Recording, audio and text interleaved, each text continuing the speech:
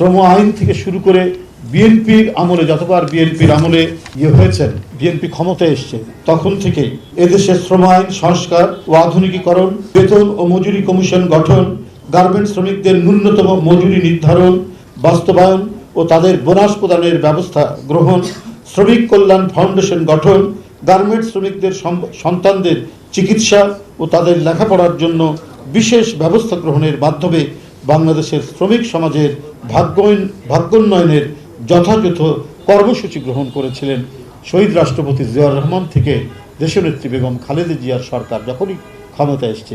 এই কাজগুলো দ্রুতগতিতে তারা শ্রমিক বান্ধব একটি রাজনৈতিক দল হিসাবে যখনই বিএনপি ক্ষমতায় এসছে, তখনই শ্রমিকদের অগ্রগতি এবং তাদেরকে অগ্রগামী করার, তাদেরকে সবল করা আর্থিকভাবে এবং সব দিক থেকে এই প্রচেষ্টা বিএনপি। জাতীয় প্রেস ক্লাবের সামনে শেষ হবে এতদ বিষয়ে শ্রমিক দলের পক্ষ থেকে পুলিশ কমিশনার বরাবরে পত্র দিয়ে তাদেরকে অবহিত করা হয়েছে। প্রিয় সাংবাদিক বন্ধুগণ, বাংলাদেশ বিবিএস এর হিসাব অনুযায়ী 12 কোটি ভোটারের মধ্যে 7 কোটি 35 লাখ শ্রমিক। আমি যে কথাটি কিছুক্ষণ আগে বললাম যে এই নিম্ন আয়ের মানুষরাই তো শ্রমিক, এরাই হচ্ছে জনগণের বৃহত্তম সংখ্যাগরিষ্ঠ অংশ। শ্রমিক সমাজের মর্যাদার জন্য একটি দিন বিশ্ব স্বীকৃতি দিয়েছে, সেটি হলো মে দিবস। বাংলাদেশে আজ সবচেয়ে অবহেলিত শ্রমিক সমাজ। দ্রব্যমূল্যের ঊর্ধ্বগতি, চরম মূল্যস্ফীতি, জীবনযাত্রার ব্যয় বৃদ্ধি, বাজার মূল্যের সাথে অসঙ্গতি, কম মজুরিতে শ্রমিক সমাজের এখন বেঁচে থাকায় কষ্টকর। এছাড়াও সরকারের ফ্যাসিবাদী মনোভাব ও অগণতান্ত্রিক শ্রম আইনে মালিক পক্ষের স্বার্থকে প্রাধান্য দেওয়ায় শ্রমিক সমাজ সর্বত্র হয়রানি সহ নানাবিধ অসুবিধার সম্মুখীন হচ্ছে।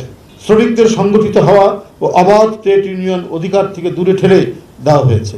উপরোক্ত প্রস্তাবিত অত্যাবশ্যকীয় পরিষেবা বিল 2023-এর মাধ্যমে শ্রমিক কর্মচারীদের দাবি উত্থাপনের অধিকারকে আইন করে বন্ধ করার ব্যবস্থা করা হয়েছে। বর্তমান অগণতান্ত্রিক ডামি নির্বাচনের মাধ্যমে সাজানো সংসদ তৈরি করে একক ক্ষমতায় স্বৈরাচারী কায়দায় দেশ পরিচালনা করছে এই শাসক গোষ্ঠী। 28 অক্টোবর আন্দোলনের সময় কারাবন্দী শ্রমিক দল নেতা ফজলুর রহমান কাজলের হাতে হ্যান্ডকাপ, পায়ে ডান্ডাবেরি পরা অবস্থায় হাসপাতালের বারান্দার ফ্লোরে বিনা চিকিৎসায় হত্যা, মজুরি বৃদ্ধির আন্দোলনে 4 জন গার্মেন্টস শ্রমিক আঞ্জুয়ারা খাতুন, রাসেল হাওলাদার, জালাল উদ্দিন ও মোহাম্মদ ইমরানকে আওয়ামী সন্ত্রাসী ও পুলিশ গুলি করে হত্যা করেছে। চাল, ডাল, তেল সহ নিত্য পণ্যের ঊর্ধ্বগতিতে শ্রমজীবী মানুষের জীবন আজ ওষ্ঠাগত।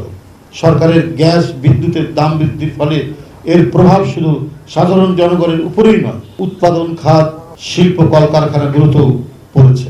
ফলে বন্ধ হচ্ছে কলকারখানা। সরকারি খাতের পাটকল ও চিনিকলগুলো বন্ধ করে দেওয়া হয়েছে। ফলে বেকার হয়েছে লাখ লাখ শ্রমিক।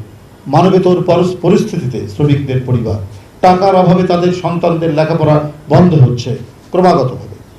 অন্যদিকে সরকারি দপ্তরগুলোতে নিয়মিত পদ বিলুপ্ত করে আউটসোর্সিং নিয়োগ দেওয়া হচ্ছে। ফলে শ্রমের ক্ষেত্রগুলো ক্রমেই সংকুচিত হচ্ছে, তৈরি হচ্ছে শিক্ষিত লাখ লাখ বেকার। অন্যদিকে বৈদেশিক মুদ্রা অর্জনকারী সোনালী আঁশ খ্যাত পাটের উৎপাদন ও বিপণন বন্ধ। বাংলাদেশের মানুষের খাদ্য তালিকার অন্যতম উপাদান আমাদের দেশে তৈরি স্বাস্থ্যসম্মত চিনির পরিবর্তে কেমিক্যাল যুক্ত বিদেশি চিনির উপর বিদেশ নির্ভরতা বৃদ্ধি পাচ্ছে।